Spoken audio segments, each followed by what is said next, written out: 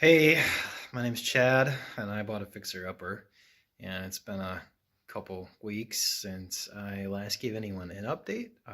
Sorry about that. I went on a little vacation, had some good times, um, and I have been doing demolition before and after, and I don't know, I guess there's some changes. I don't think it looks like a lot different, but maybe you will. A lot of work in the basement, and so I'm gonna just show you that real quick. Um, whoops. And so I'm already down there. You can see the name wall behind me. Yeah, and my predecessor there. Yeah, so let me just reverse the camera. And the boiler room is gone. The walls are gone. The boiler, I got all of the asbestos off the boiler. If you are doing asbestos, you have asbestos in your home, strongly recommend you get a contractor who is licensed because it is dangerous. And it's not technically required by law, but it is recommended. Okay, so we got the walls down. I got the asbestos off the boiler. I got the walls down. Took the ceiling down as well. Surprisingly, it's in pretty good shape above the boiler room. This beam that I thought was structural over top of the boiler there is not. I think it was really just there to redirect steam out of a piece of ductwork that I've since took down. Really, whoops, the major problem left is, and I don't know if you can see it, this beam that runs there up against the foundation wall by my red jack post, my jack stand, and over to this area above the wall. And the board piece of wood that's up there is very badly damaged. Hopefully we can get some light on that. Nope. No light is to be had. Maybe I can turn my flash on or something. Hang on. Yeah, there we go. Okay, so that is what was up there.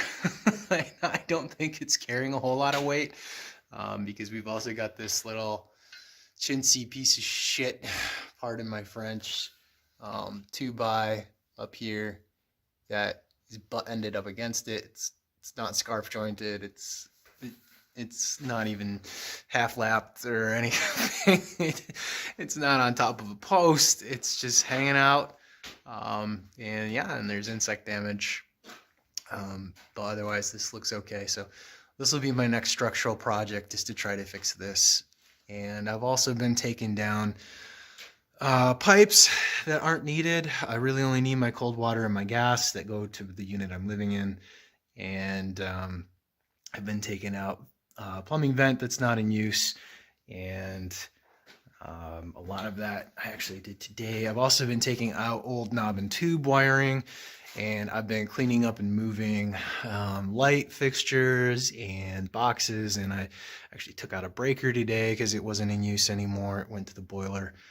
And yeah, I'm just trying to clean this up so I can make heads or tails of it and be able to make a plan to make this place livable again. And it's going slow. I don't have as much time as I would like to spend on it. Work is real good at monopolizing my time and energy, but we'll get there. And I'm gonna go show you the upstairs next. Okay, we're upstairs now. I did a little work. You may remember I had a pile of lumber, cleaning that up and stacking it. Not that. That's old lath that I may try to repurpose potentially. And some of those timbers were stuff I pulled down and cleaned, and the other timbers here are stuff I've cleaned.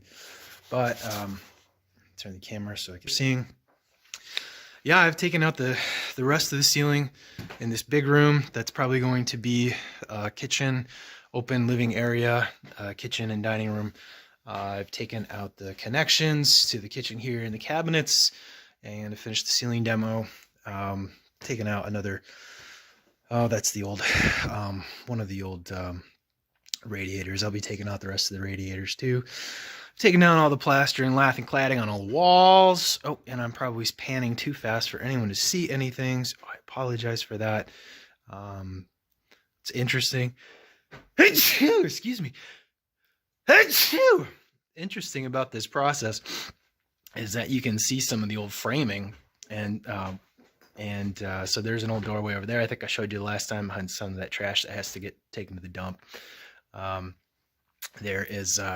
There's blocking up here that makes it look like there's a hallway that ran from the front door all the way to the back of the house. You can also see how poorly engineered a lot of these walls are. That door should have a header over it, at least 8 inches, and it doesn't, and that's why those boards are sagging. That's part of the reason why the upstairs is so wonky. Let's see, what else can I show you? We've started in on the bathrooms to take care of all that bathroom nonsense, and discovered some interesting shiplap, which may or may not be original to the house. I don't know. It's really hard to figure out what the original footprint and floor plan was, but all this crap is coming out. Be taking these walls out. Be taking the cladding down on the back stairwell pretty soon, and trying to rewire the backyard floodlight, because I would like light outdoors at night. And this is the other first story bathroom that's was torn into by a friend of mine. Many thanks to him. You can see we still have some cast iron in the walls that has to come out. I'm not keeping it. It doesn't do anything or go anywhere. It's just heavy and stupid. And yeah,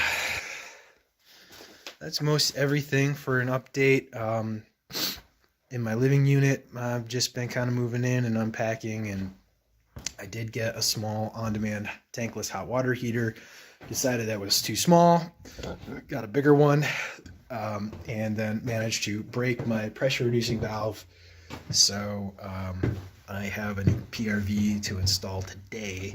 So hopefully I can get useful quantities of sufficiently hot water in my apartment that I'm living in.